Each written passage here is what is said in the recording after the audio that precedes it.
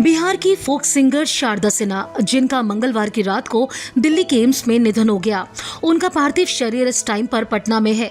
आखिरी दर्शनों के लिए लोगों की भीड़ उमड़ पड़ी है। हर कोई अपनी फेवरेट सिंगर को आखिरी बार देखना चाहता है। शारदा सिन्हा, जिनके छठ गीतों ने इस पर्व को और भी ज्यादा महत्वपूर्ण बना दिया। ऐसे में त्योहार के टाइम पर शारदा सिन्हा का जाना उनके चाहने वालों के लिए किसी सदमे से कम नहीं है। छठ मैया के गीतों को गाकर उन्होंने लोगों के दिलों में खास जगह बनाई। और जरा देखिए, छठ पर्व के पहले यानी कि नहाए खाए के दिन शारदा सिन्हा ने इस दुनिया को आखिरी अलविदा कहा। 72 साल की उम्र में बिहार की स्वर कोकिला कहे जाने वाली शारदा सिन्हा ने आखिरी सांस मंगलवार को ली। शारदा सिन्हा को कैंसर था। दिल्ली के एम्स में उनका ट्रीटमेंट चल रहा था। रिपोर्ट्स की माने तो शारदा सिन्हा अपने पीछे कई करोड़ की संपत्ति छोड़ गई है।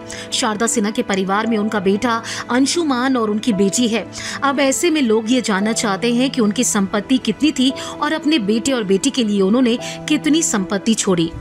शारदा सिन्हा की संपत्ति के बारे में कोई ऑफिशियल जानकारी नहीं, लेकिन रिपोर्ट्स की माने तो उनकी टोटल संपत्ति जो है वो 16 से 42 करोड़ रुपए के बीच बताई जा रही है।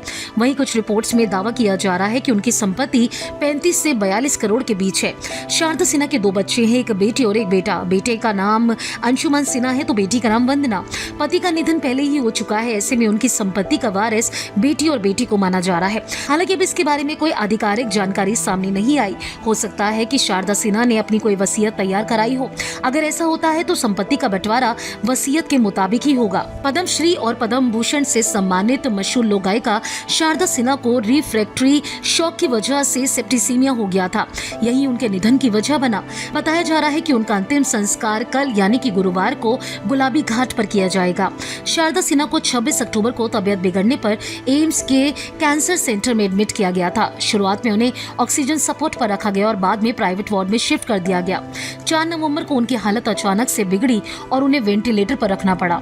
हाल ही में उनके पति ब्रज किशोर सिन्हा का भी निधन हो गया था, जिसके बाद से वो सदमे में चली गई थी। पति के निधन के बाद कई बार उनके ऐसे पोस्ट भी सामने आए जिसमें वो अपना दर्द बयां करती नजर आई।